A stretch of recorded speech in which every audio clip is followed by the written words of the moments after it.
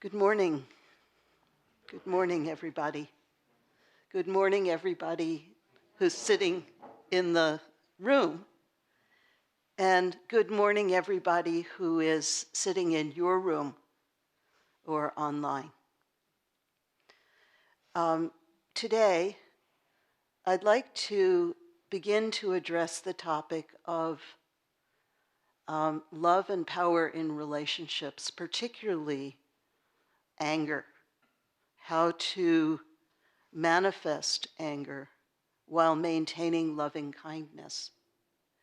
And I'd like to work with a group of teachings that is devoted for the benefit of ourselves and others, devoted for the welfare of everyone. And to do that, to really make those teachings come alive, I think that we have to think about what supports us and how we support other people. So I would like to start by chanting a chant from our canon called the Loving Kindness Meditation. And if you don't have one, or if you see someone who doesn't have one, share it, okay? Just hold it up so that you both or you all can see it. And if you're online, you might see it in chunks. Don't worry, it's still a good chant, even if you can only chant part of it. So let's just take a few seconds to think about what supports us.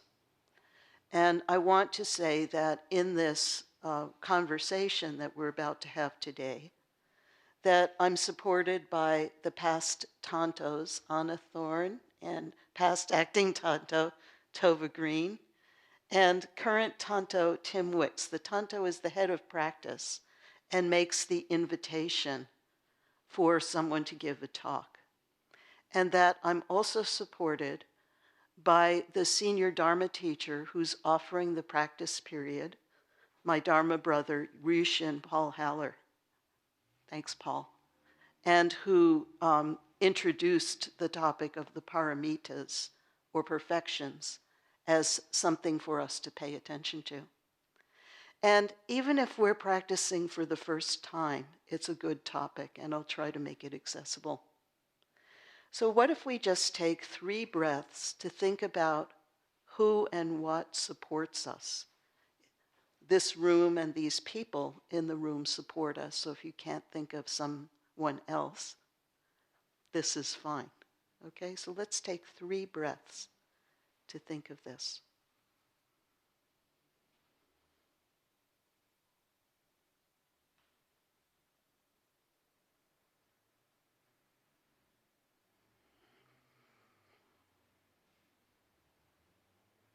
Thank you.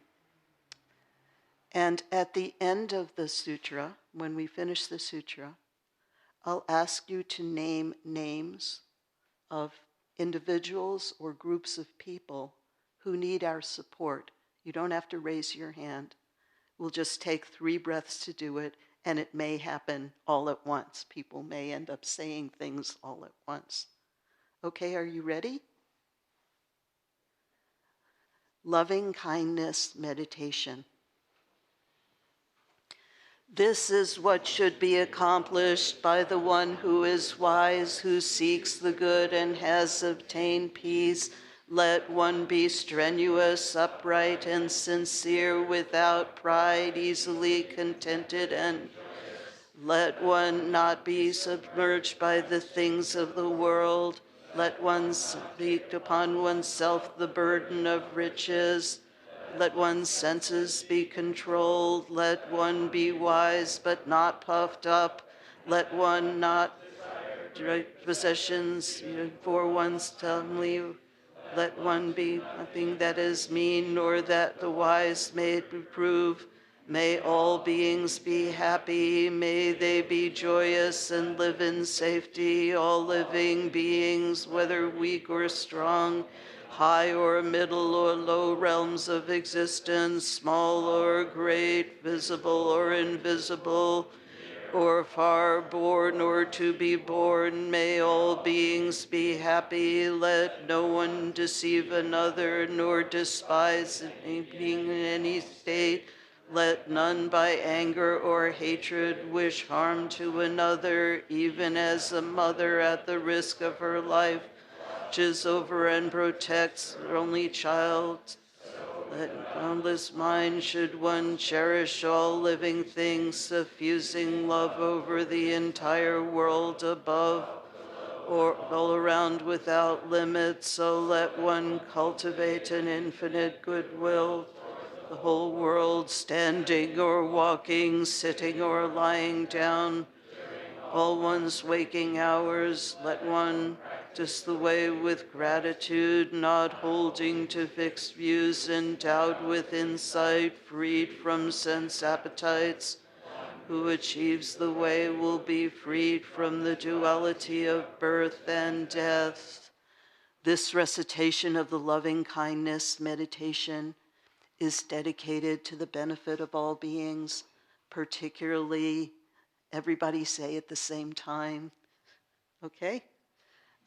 People at San Francisco Zen Center, people who are affected or hurt, harmed, maimed, or killed by the war, people who are hurt, harmed, maimed, or killed by climate inequality and climate crisis, everyone over the entire world.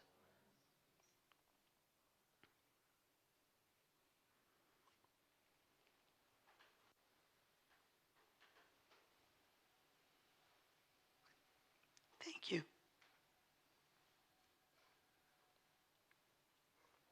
So if you look around, you'll see drawings of hungry ghosts, which are beings who are unfulfilled. They have very skinny necks and very big bellies. And you'll also see, unusually for a Buddha hall, some wrathful protectors, protector kings. And on that side of the room, you'll see a banner with the colors of the 5 Dhyani Buddhas, our protectors.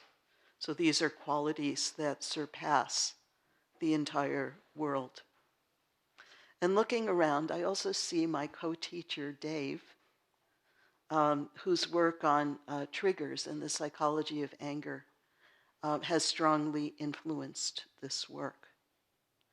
And so now, without further ado, let's get into the content of this lecture. Okay?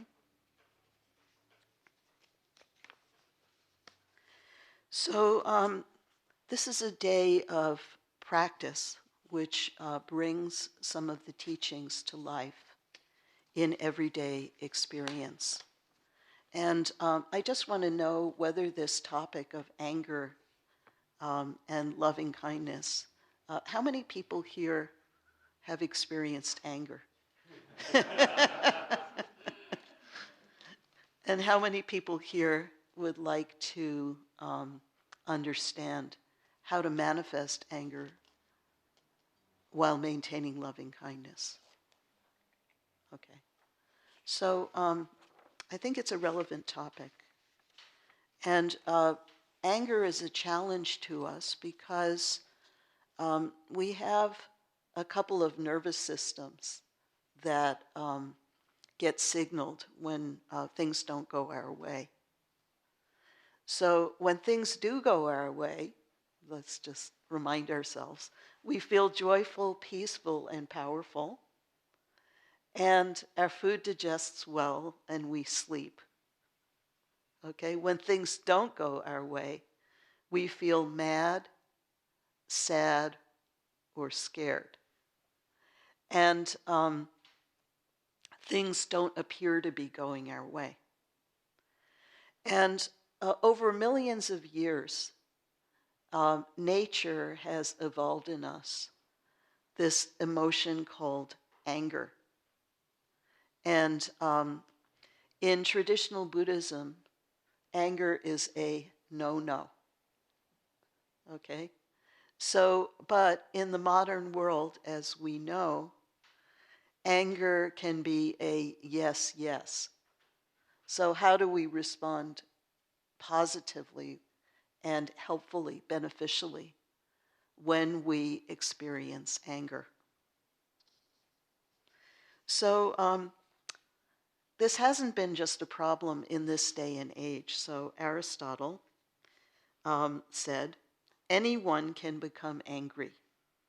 That's easy. But to be angry with the right person and to the right degree and at the right time and for the right purpose and in the right way, that is not within everybody's power. That is not easy. You want to hear that again?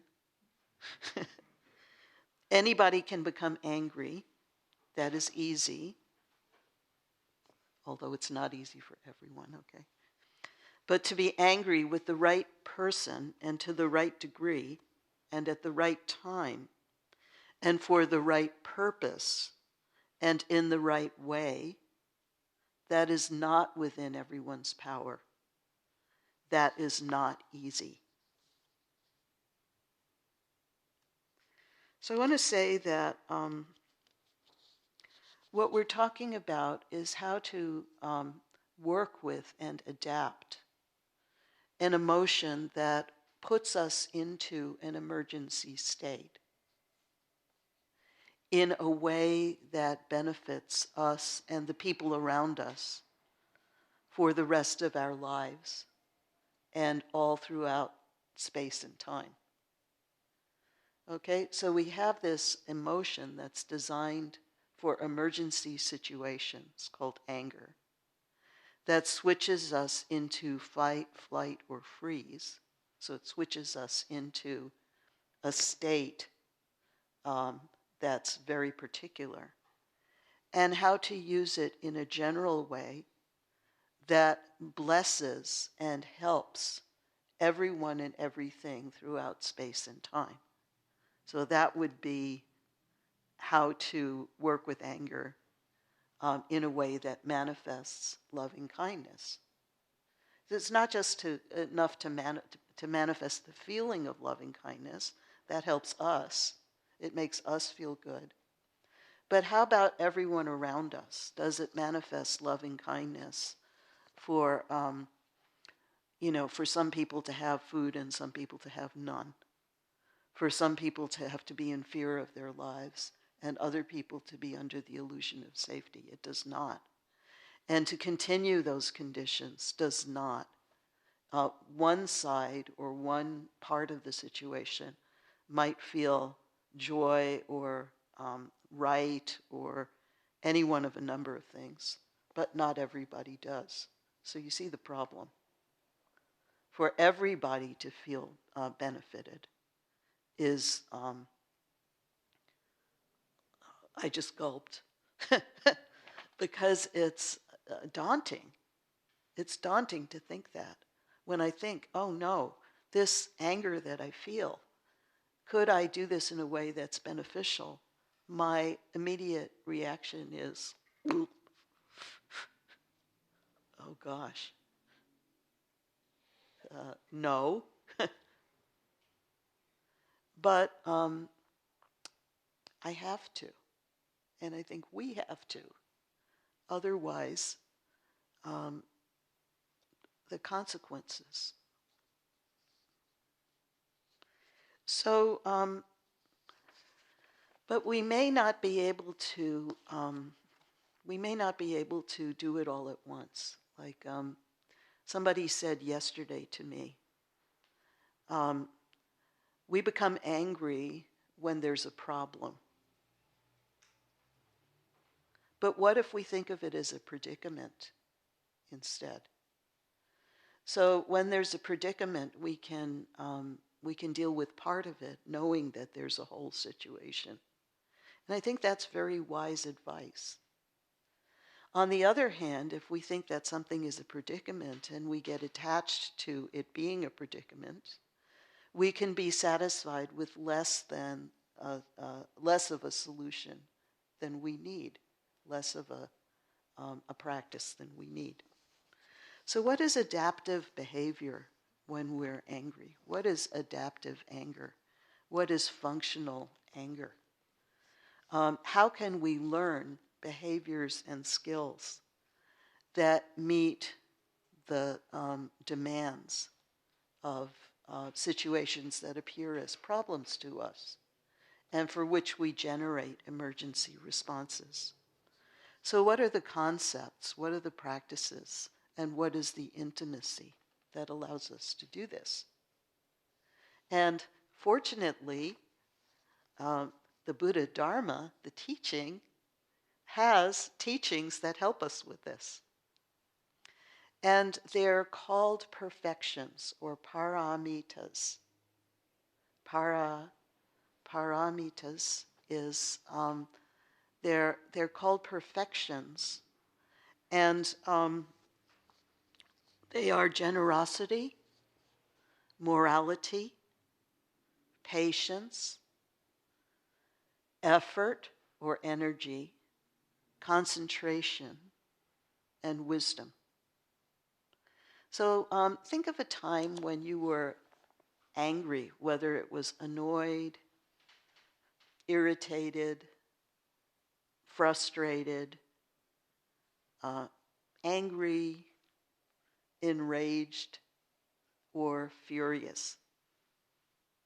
Okay, now dial it back or forward to anger, okay? Because we're not going to be able to work with fury right away. That takes extra skill.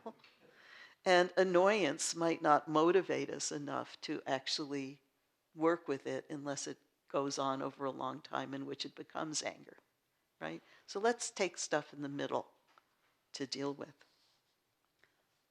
So do you have a situation? Anyone need more time? Okay, so holding that situation at the front of your inner eye and in the middle of your inner heart, and listening to that situation with your inner ear,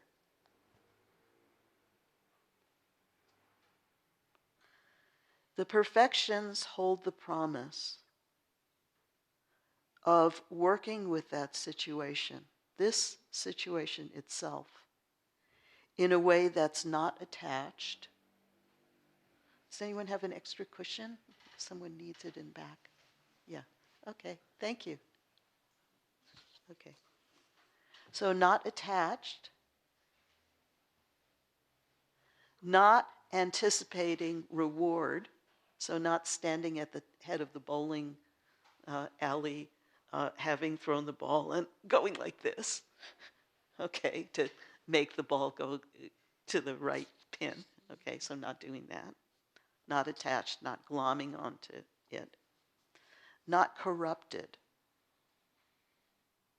Not corrupted means not poisoned by greed or aversion.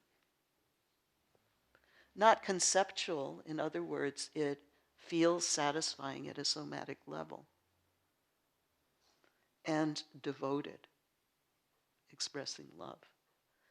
So you might be mentally going, my situation and not attached, my situation and devoted, you know. How?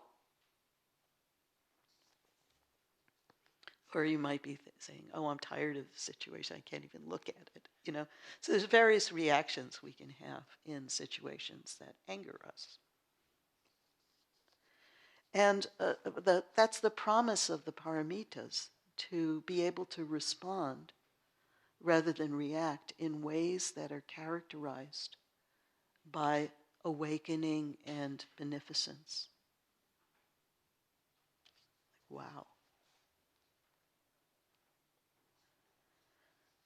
When you think of the situation that's angry, you think of it just, and think of what happens if we allow ourselves to be intoxicated by anger. And I don't know about you, but what comes up for me is that I would get short-sightedly pushed around by the pain of the situation or by my desires or my aversions in that situation. Like the aversion would come up and instantly I would be reacting. Or I would, take the wrong things as my standard or my motivation, like material gain or power in the situation. Like I might want to be right, or I might want to get the thing that I don't think I have. Or the one that comes up for me most when I'm angry and the emotion is coming up is that it changes how I perceive. So I can only see moving objects, right? So I'm distracted away from my understanding of what in the long term might be inclusive or beneficial. I'm kind of stuck away from it by my inability to see when I see red. Okay. And so to work with anger in a way that supports the perfections, we're going to have to look at, as Dave says, assertion, not aggression. And as the Buddha said, necessary, kind, helpful, true, and timely response. Necessary, kind, helpful, true, and someone in my lineage added timely.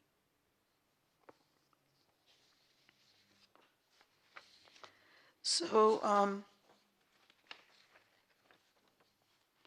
the benefits. Let's talk about specifically how the perfections could help us. So I'm just going to name some wonderful benefits because I think they're motivating, right? So if we have skill according to generosity, according to morality or what we know to be beneficial for everyone, what we know to be generous to everyone, what we know to be beneficial, what we know to be not pushed around by perceived insult, what we know to be undistracted. Here are some of the great benefits. And these are benefits that they're not just my understanding of the benefits. I was looking at this week at the Samdhinirmochana Sutra. Samdhinirmochana is the heroic march scripture. And it is a Mahayana scripture that talks about 3 levels of reality. So ultimate reality, conventional or conceptual reality, and skill in means, or interdependence. So 3 levels of truth, 3 levels of reality, 3 levels of action that are available to us. So we have oneness or peace and harmony that's available to us. We have interconnected or intimate response that's available to us. And we have the ability to hypothesize or imagine that's available to us when we are angry. And when we can respond from truth in these 3 ways, it matures our ability to resource our relationship with ourselves and the world. And it allows it to mature and transform over time. And it doesn't end up in dissension or enmity. It gives us real, lasting happiness. It trains us in the right use of power. It protects us from abuse. And it allows us to be an example. Okay, so that is the first of 6 separate lists of benefits. I won't give you all of them because I want to get to something more. So what is it to assert when we're angry instead of to aggress when we're angry? If you go back to your scenario, and just hold it very lightly. You don't have to like concentrate very, with a very strict hold on it right now, but just be in the mood of it for a second. And think of this yourself first in this situation, like being in an airplane, a great vehicle in an emergency. You put your own mask on first. You put your own protection on first. And then you put it on the person next to you. Because we're the person we're always experiencing ourselves as accompanied by or with, right? So we're accessible. So put the mask on ourselves. And in this situation, what is generous? How do we give ourselves the gift of recognizing our emotional state, which already, that recognition already puts a protection around us so we don't have to be pushed around by it. So how do we give ourselves the gift of not being fooled by our psychophysical state of adrenaline? How do we allow our heart to beat, our face to turn red, our breath to get quicker or to freeze, or our face to turn pale, our muscles to tense up in preparation for an emergency response? How do we do that and not just be pushed around by it? And what we can do is just give ourselves the gift of 3 breaths. And in the 3 breaths, we may be able to, even though it's imperfect, find a name for the psychophysical state we're in. Some examples of names. Let's see. Let's see if I can find some names. Am I annoyed? Soft anger. Am I frustrated? Cross? Grumpy? Apathetic? Medium anger. Oh, please make yourself comfortable. Rest if you need to, and reestablish your posture if you need to. Okay. Medium anger. Am I mad? Am I offended or antagonized? Am I bristling? Am I sarcastic or aggravated?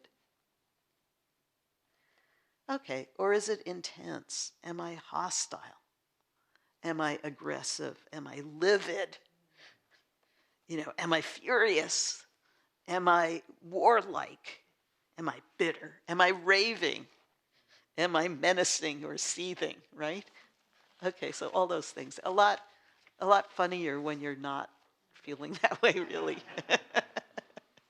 But, in each one of these 3 breaths and naming it, reflecting it, there's a wisdom called great, perfect mirror wisdom, which is one of the 4 great wisdoms that we develop in practice. Great, perfect mirror wisdom mirrors our state, or the state of who is in front of us. Not by imitating it, but by recognizing it, by hearing it, by seeing it, by feeling it, by understanding it through self-empathy. Can we name it? Okay, so that's the first step, naming that state. The second step is, what is the trigger? It's so interesting because we usually misapprehend the cause of our anger. We usually think that that thing, whatever it is causing our anger. But anger actually is a choice, as we find out when we take 3 breaths and name it, and it begins to come into view. Because who is it who can name the anger, right? Who is it who's not intoxicated by the wine of habits and limited perceptions, right? Who is it who is naming it? It's someone who includes the anger but is not intoxicated by it. So it's already a step towards wisdom. And when we look for the trigger, when he came late again, when that driver cut me off as I was going into the only parking space on Valencia Street, when my brother showed the baby pictures, okay? So when we can name it, then we understand, we take a step towards understanding that events and things and people of the world are karmically neutral until we react. So I feel furious when I need this supplement to actually help me medically, and a person swoops in right in front of me and takes the last one. I have a moment of fury when that happens, okay? And it means we're being responsible with that trigger and recognizing it as an event instead of the associations that we've loaded with it with. And then, what was the thought or expectation that put something, skin in the game for me with that? You know, when my genetic data was stolen and posted on the dark web as I felt so angry, enraged, livid, because I expected it to be private. So that I expected it to be private. The privacy statement says that it's private. We had an agreement that it's private. Okay? So what's in it for me? So that's a step as well. And recognizing that habit of thought, that expectation, that understanding, that agreement allows us to proceed with action or request in a perfected way instead of a reactive way. So, just from the point of view of generosity, I recognized my emotional state. I gave myself the gift of an accurate description of the trigger. I gave myself the gift of the path and of fearlessness when I recognized my own thought that turned it into a trigger and not a choice. And now I have prepared myself to interact, right? I have prepared myself to give 23andMe a reality check on privacy. Or I have prepared that person for the gift, I've prepared myself to give that person the gift of feedback an investment in the relationship in the form of feedback, and proceed in intimacy without fear. So just from the point of view of generosity, okay? So my request that's prepared in that way unites me as the giver, the person I'm giving feedback to as the receiver, and the feedback itself as a gift. So that preparation perfects my skill in handling that situation. Okay, so I could say so much more about this. I could talk about, each paramita, but instead I want to talk about how giving myself that gift generates the other paramitas, because this is a lecture, and the lecture has a beginning, a middle, and an end. Okay? So I want to talk about how we work through the paramitas just by the simple act of assertion rather than aggression when we're angry. So when we are not fooled by our psychophysical state, when we give ourselves that gift, it builds our capacity for morality. Okay, so we're not misattributing our feeling or causation as belonging out there. We're giving ourselves that gift of recognizing the emotional state.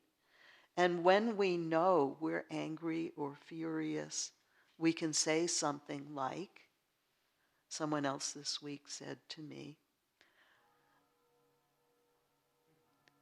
I love you very much and I'm feeling so angry right now. Or even, I love you very much. I'm feeling so angry right now, thought to self. If I stay in this situation, I don't have the capacity to respond. Honey, I'm going to walk around the block. Right? So you're saving the situation by not blurting in that moment. Honey, I'm going to walk around the block. Catch you in a couple of revolutions, couple of paths around the block. I'll catch you later. So when we guard our moral resources like that, it builds patience or tolerance.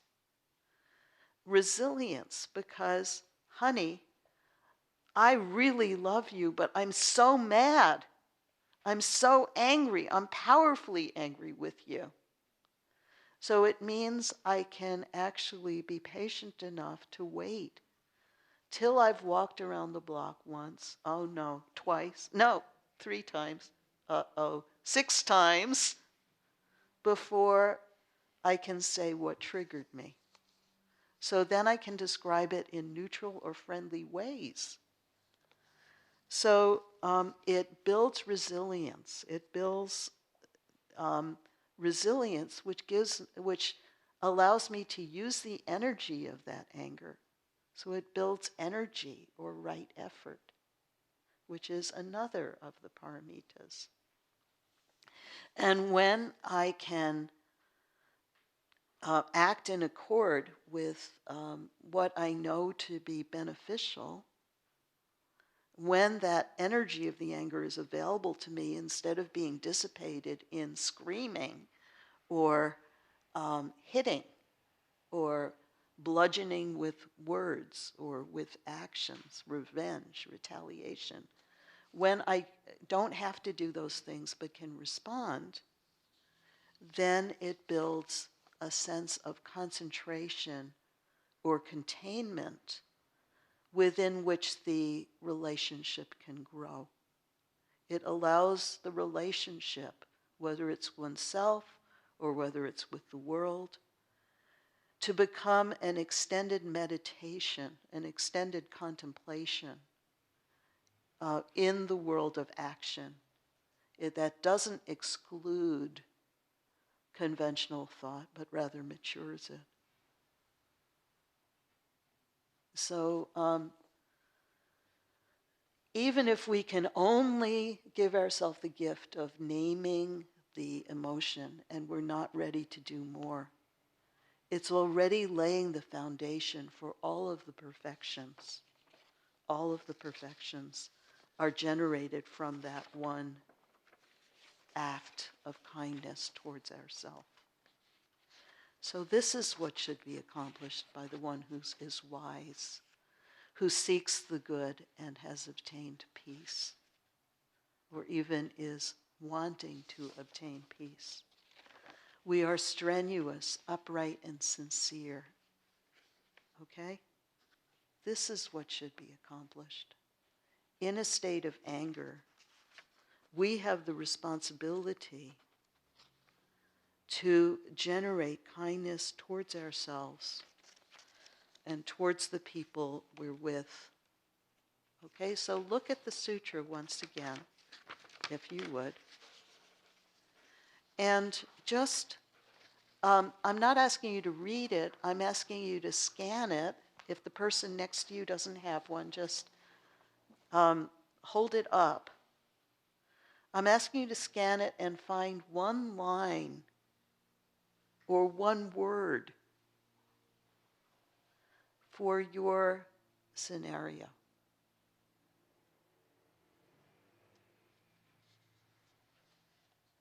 Do you have the word? Do you remember who you dedicated your chanting of the sutra to? Can you manifest your word for them?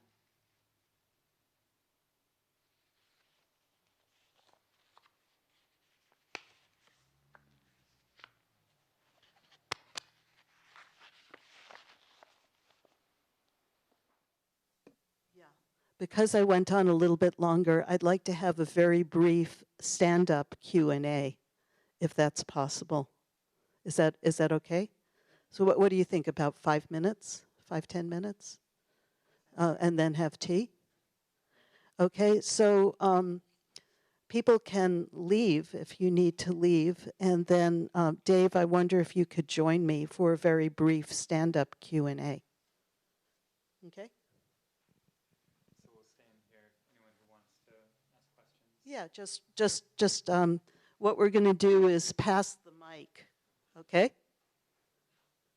And people online can also do Q&A. So please feel free to stand up, stretch your legs, and we'll just stand in a little bit of a circle or a little bit of a gathering. We'll pass the mic to whoever needs it. Yeah. Yeah, is that okay. Unmuted? Now we can hear you. Go ahead. Okay.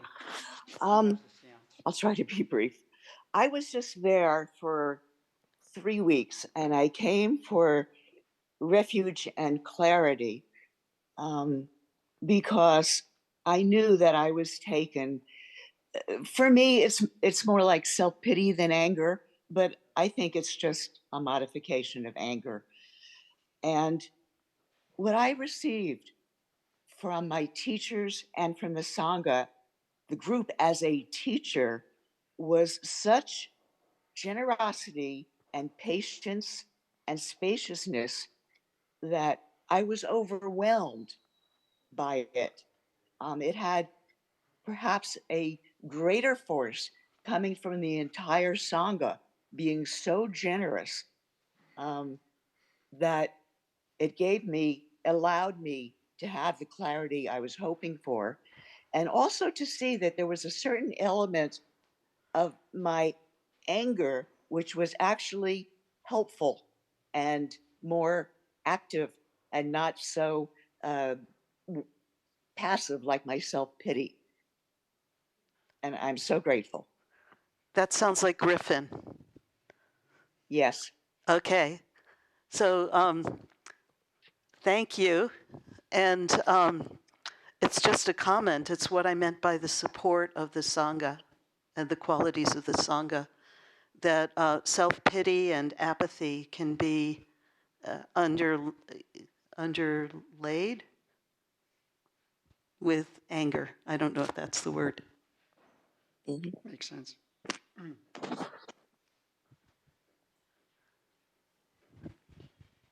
Yeah. Would you like to give your name? Sure. My name's Kate. Hi, Kate. Hi. Thank you for the beautiful talk. So I'm aware of conditioning that could twist the practices that you were sharing, which I was not hearing in the way you were sharing them, but inside me, I can feel that in certain states, they could be twisted to be trying to be good, or seeing my angry self as, ugly or bad or a problem, and trying to kind of fix that, or trying to protect the world from my anger as though, I'm bad, it's bad. And I could feel in the words that you were saying, like, give myself the gift of attention and give others the gift of my assertion, that you're helping move in the direction of the entire process coming from love rather than aversion. But I wanted to ask if there's more that either of you could say about supporting myself and kind of staying in that loving space rather than the shame space or the aversion space that could arise. And the way you're already expressing it shows that you have this consciousness. So when Vicky says there's a choice element in it, if you think of anger as also a practice, that I'm going to show my anger, but in a way that's respectful and that includes loving kindness, like I'm sharing something real in myself without blaming the other. That would be how it would come together with the generosity of the first paramita.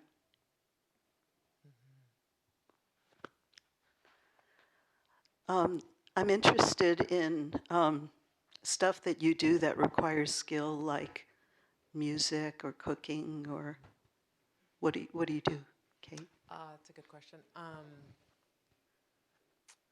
guess art. My work as a therapist requires some skill. Parenting. I hope so. Yeah. Okay, just if you pick one of those, I'm just curious to know how good you were the first time you tried it. Yeah. Yeah, like oh gosh. The thing that's so great about the practice of the perfections is that in our hearts we're never satisfied with less.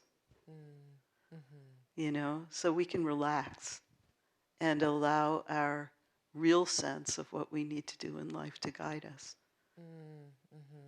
Yeah. And so you're going to get confused. You're going to make mistakes. That's our main method of learning. Yeah. One more? Yeah? Thank you. Somebody right here. Yeah. Do we have a mic? I don't think we're going to have time for all the questions, but we will have time for tea and cookies. Yeah, and you can talk to us individually during tea and cookies. Thank you for your talk. It was so wonderful.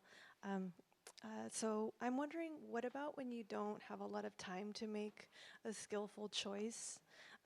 This week I was at the playground and I noticed that somebody was taking off with my son's stroller, which is also like his wheelchair. And that was triggering for me. I didn't have time to like reflect and say, how do I want to, I just ran and I was completely enraged and I swore and and then afterwards I'm like, okay, calm down, they didn't get away, but I felt like I didn't have a lot of time to make a skillful response and so that was a skillful response. You used an emergency method in an emergency situation. if you hadn't done that, your son wouldn't have had mobility. Right. And you can also go back later and say to whoever the person was that you wanted to let your anger did come out, but you're apologizing for any way in which it was unskillful. Would you be okay doing that? Afterwards I felt like, I don't really know what their karmic conditioning is and what kind of drove them to do that, but they obviously, I didn't take it personally afterwards. At first I was like, how could they, why, but I just kind of realized that I don't really know what's going on in their life. Yeah, and some kind of contact later in a friendly way might make both of you feel better. Yeah, I don't know if that's going to happen.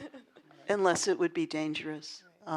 For instance, if it was some random person on the playground, you may not be able to want to or feel it safe to give them feedback, in which case you can light a candle yourself and just sit with any leftovers. Thank you. I think that's all we have time for. Okay. Yeah, if you have any other questions, we'll be out here and you're welcome to come and talk. Thank you. Thanks for your questions. They are the Dharma.